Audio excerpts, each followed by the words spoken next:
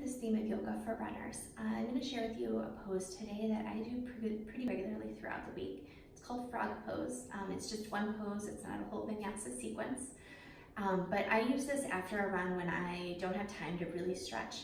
This targets your outer hips and your inner thighs, which for me I find are the points of my legs that get the tightest.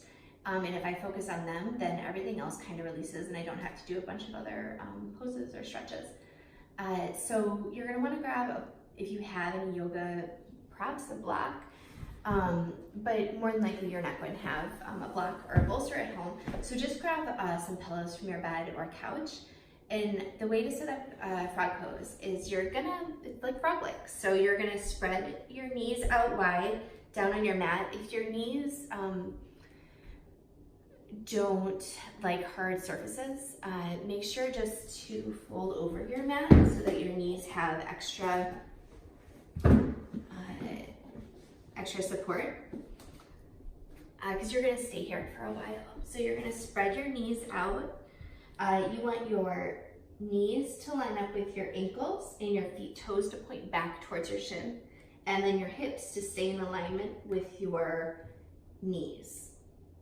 You can see that I can't get down very far in this because my hips and inner thighs are super tight.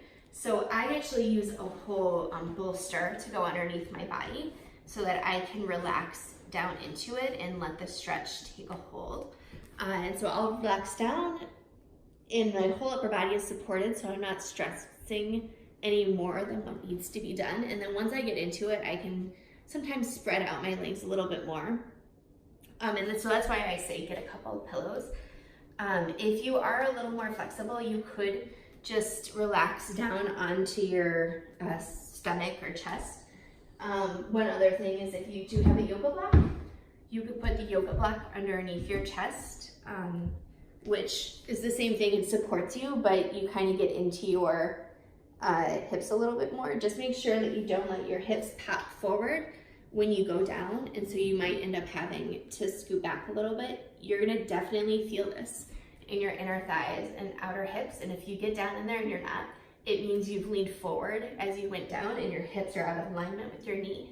So make sure to push back and so that your hips stay in alignment with your knees. And like right now, I can feel this stretch on me. So I hope you guys enjoyed it.